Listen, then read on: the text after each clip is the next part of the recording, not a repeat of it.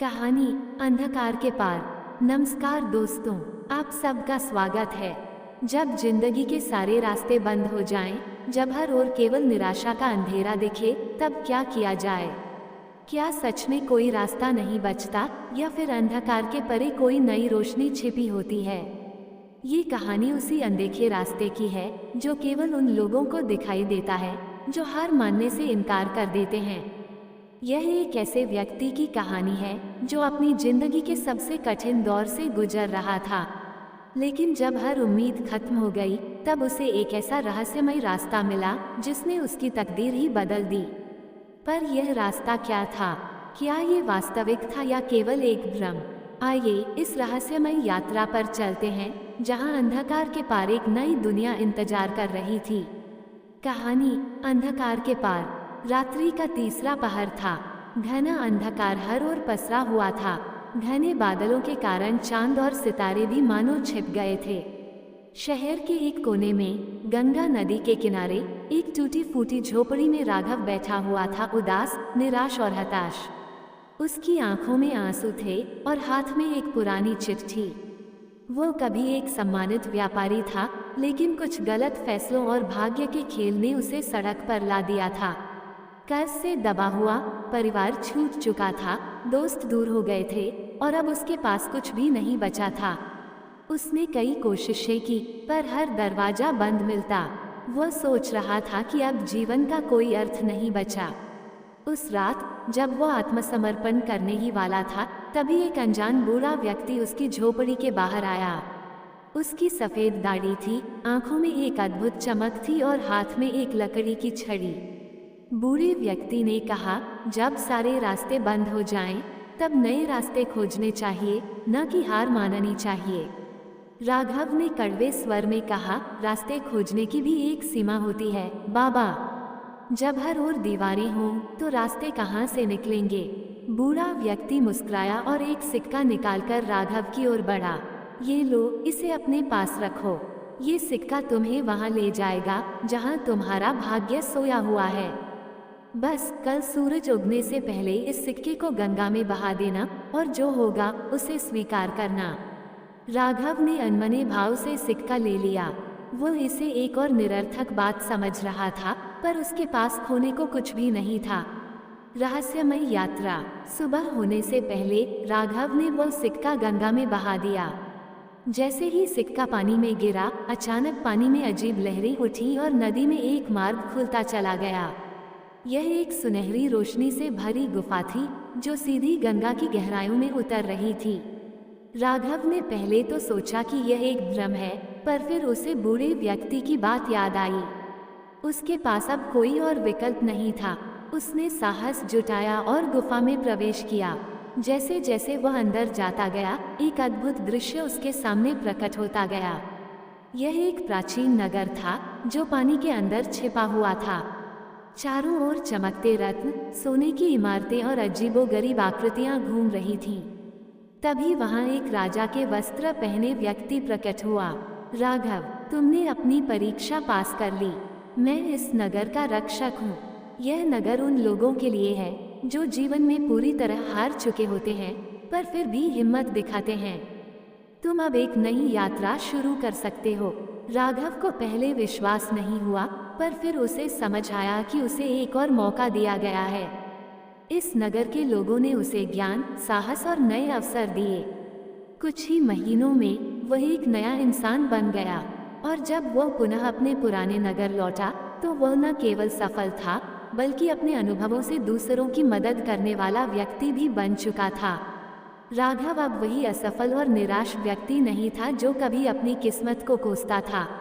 उसने जलमग्न नगर में न केवल नया जीवन पाया, बल्कि वह कई प्राचीन ज्ञान, विज्ञान और अद्भुत रहस्यों का हिस्सा बन चुका था। राजा महासेन, जो उस रहस्यमय नगर का रक्षक था, राघव को एक विशेष कार्य सौंपना चाहता था। एक रात जब चंद्रमा अपनी पूर्ण आभा में था, महासेन ने राघव को अपने महल में बुलाया। राघव, तुमने साहस दिखाया और भाग्य ने तुम्हें एक नया अवसर दिया, परंतु यह अवसर केवल तुम्हारे लिए नहीं है। तुम्हें एक महान उत्तरदायित्व सौंपना होगा। इस नगर का एक ऐसा रहस्य है जिसे बाहर की दुनिया से छिपाया गया है और अब समय आ गया है कि यह रहस्य सही व्यक्ति के हाथों में सौंपा जाए। राघव आश्चर्य में पड़ गया। कैसा रहस्य? महासेन ने एक काले पत्थर से बनी संदूक राघव के सामने रखी। जैसे ही वह संदूक खोली गई, भीतर एक प्राचीन स्वर्ण पुस्तक रखी थी। ये सिद्धि ग्रंथ है। इसमें वह ज्ञान है जो किसी को भी अपार सफलता और शक्ति दे सकता है, परंतु ये केवल उस व्यक्ति को दिया जाता है जो इसे सच्चे उद्देश्य से उपयोग कर सके। ये ग्रंथ सैकड़ों वर्षों से इस नगर में सुरक्षित रखा गया है, लेकिन अब इसे बाहर की दुनिया में ले जाने और योग्य उत्तराधिकारी तक पहुंचाने का समय आ गया है। राघव ने ग्रंथ को हाथ में लिया और जैसे ही उसने उसे छुआ, उसके मस्तिष्क में तेज रोशनी दौड़ने लगी। वह अचानक उन सभी संघर्षों को महसूस करने लगा जो उसने झेले थे, गरीबी, अपमान, धोखा, निराशा। पर साथ ही उसने ये भी अनुभव किया कि किस तरह उसकी हर हार ने उसे एक नए रास्ते के लिए तैयार किया था। महासेन ने आगे कहा, पर ध्यान रखना, ये ग्रंथ लालचियों, धोखेबाजों या स्वार्थी लोगों के हाथों में नहीं जाना चाहिए। ये केवल उसी को मिलेगा जो जीवन की कठिनाइयों के बावजूद दूसरों के लिए अच्छा सोचे। अब ये तुम्हारे हाथों में है। राघव समझ गया कि यह केवल एक ग्रंथ नहीं, बल्कि एक परीक्षा थी। राघव ने जलमग्न नगर को अलविदा कहा और उसी रहस्यमय रास्ते से होते हुए वापस अपने नगर पहुंचा। परंतु अब उसका मन बदल चुका था। पहले जहां वह अपने लिए अवसर खोज रहा था, अब वह दूसरों के लिए एक मार्गदर्शक बनना चाहता था। लेकिन दुनिया वैसी नहीं थी जैसी वह छोड़कर गया था। अब उसके पुराने शत्रु उसकी वापसी से हैरान थे, विशेष रूप से धीरज सेठ, जिसने कभी राघव को धोखा देकर उसकी संपत्ति छीन ली थी। वह राघव की दोबारा उभरती छवि से असहज महसूस कर रहा था। धीरज सेठ को खबर मिली कि राघव के पास कोई रहस्यमय ग्रंथ है। उसने अपने जासूसों से राघव की गतिविधियों पर नजर रखने को कहा। एक दिन जब राघव नदी किनारे बैठा था, अचानक कुछ नकाबपोश लोगों ने उसे घेर लिया। ये ग्रंथ हमें दे दो राघव, तुम्हारे लिए यही बेहतर होगा। राघव समझ गया कि कोई लालची व्यक्ति इस रहस्य को हथियाने की कोशिश कर रहा है। उसने अपनी बुद्धि का प्रयोग किया और कहा, अगर यह ग्रंथ केवल छीनने से मिल सकता तो ये सदियों पहले ही किसी के हाथ लग चुका होता। लेकिन इसे प्राप्त करने के लिए केवल योग्य व्यक्ति ही आगे बढ़ सकता है। पर वे लोग मानने को तैयार नहीं थे। उन्होंने हमला किया, लेकिन तभी कुछ अजीब हुआ। ग्रंथ से एक दिव्य प्रकाश निकला जिसने उन लुटेरों को अंधा कर दिया और वे भयभीत होकर भाग गए।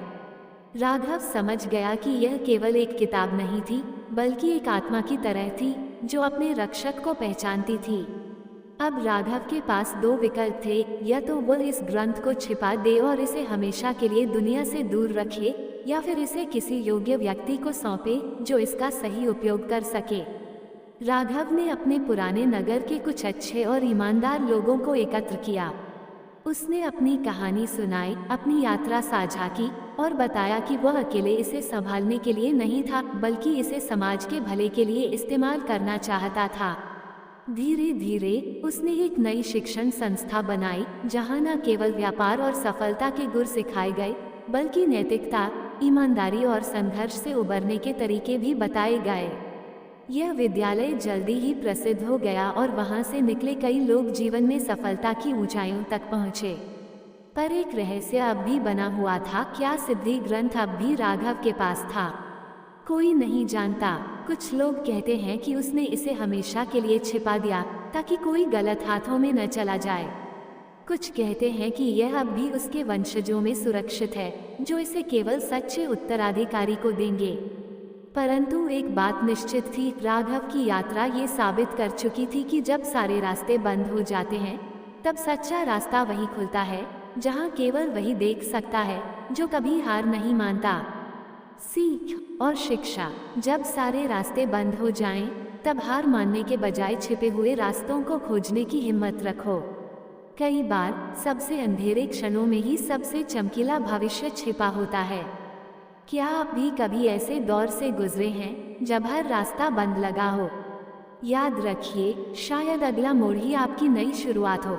असली जीत वही होती है जो न केवल हमें ऊंचाइयों तक पहुंचाए, बल्कि दूसरों के लिए भी एक नई राह बनाए। ऐसी रोचक कहानी सुनने के लिए हमारे चैनल को सब्सक्राइब करें और लाइक करें और अपने परिवार दोस्त के साथ साझा करें। धन्यवाद।